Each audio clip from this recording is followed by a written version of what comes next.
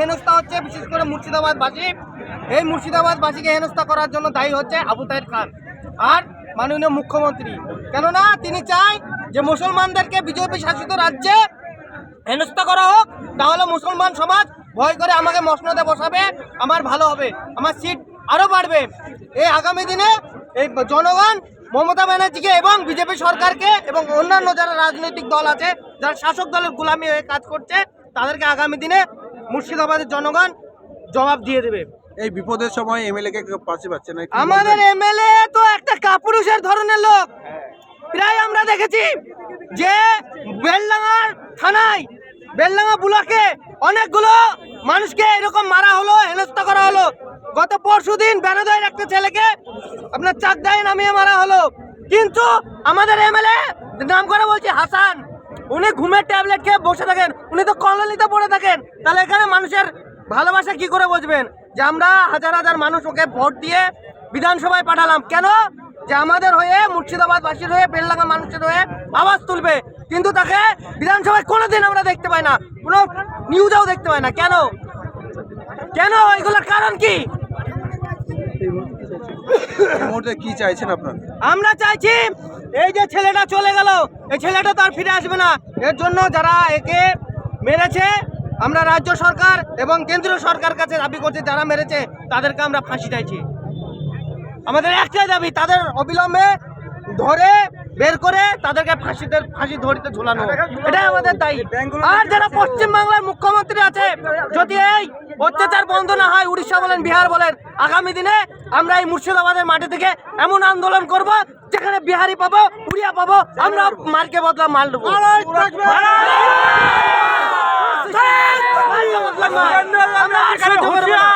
শুভেন্দু বলেন যাকে পাবো, যারা এই দেশ দ্রোহী কাজ করবে, যারা এই পশ্চিমবাংলাকে নিয়ে ঘৃণার রাজনীতি করবে, তাদেরকে যেখানে পাবো, সে এমএলএ হোক, এমপি হোক, কাউকে ছাড়াছাড়ি সিন নাই।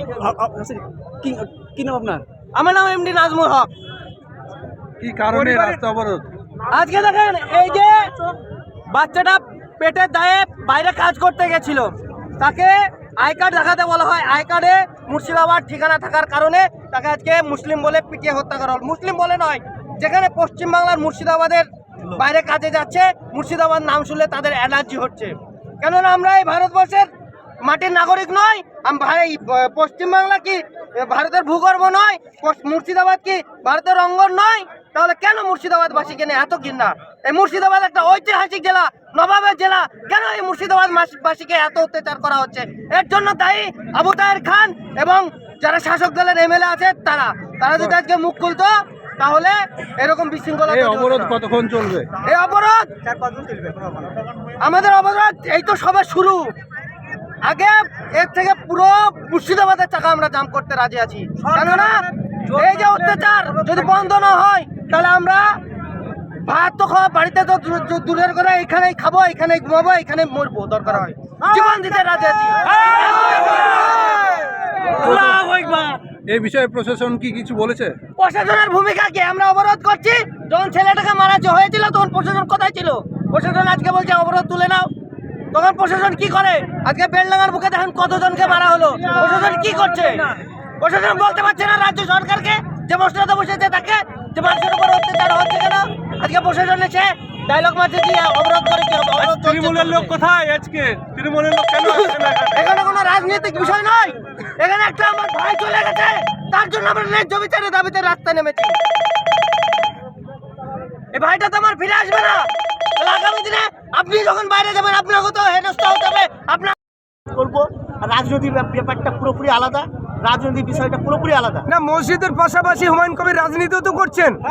রাজনীতি করছেন, আমার বাংলা আপনার জাতির জন্য রাস্তায় নামবেন না? উনি রাজনীতি হয়তো করছেন, উনি রাজনীতি করছেন, করুক। আজকে এই দুর্দিনের, আজকে দুর্দিনে পাশে কে, আপনাদের মুসলমানদের পাশে কে থাকবে? কাকে চাইছেন আপনারা? আমরা তো কেউ নেই, আমরা জনগণ আছি। আমরা দেখেছিলাম এখানে ইউসুফ পাঠানকে ভোট দিয়ে, আজকে তার মুখে কোনো কথা নেই। ইউসুফ পাঠান আজকে নেই, এত বড় ঘটনা এখানে এখনো এমএলএ কোনো পাত্তা নেই। আজকে আমরা বুঝে নিয়েছি মানুষকে কার কাজ করতে চাইছে, তাই আমরা চিন্তা ভাবনা করছি, আমরা আমাদের হয়ে কেউ নেই, আমরা সাধারণ মুসলমানদের মানুষ। পাশে কি কোনো নেতা আছে বলে মনে হচ্ছে? এখনো পর্যন্ত নেই, এখনো পর্যন্ত ভোট আমাদের পাশে ভোট ব্যাংকের কোনো নেতা আছে। ছাড়া কেউ নেই। মুসলমানদের পাশে কেউ নেতা ভোটের আছে? সময় তো অনেক নেতা চলে আসছে মুসলমানদের নেতা পাশে। হ্যাঁ? ভোটের সময় তো অনেক নেতা চলে আসছে মুসলমানদের হ্যাঁ, পাশে। অনেক আছে। আসে, তার প্রতিবাদ এবার হবে আমাদের তার প্রতিবাদ ভোট বাক্সতে এবার আরো দেব। ভালো ভালো খবর দেখতে সাবস্ক্রাইব করুন বাংলা হান্টের ইউটিউব চ্যানেল। বাংলা হান্টের আরো খবর দেখতে নজর রাখুন। বাংলা খবর মানেই বাংলা হান্ট।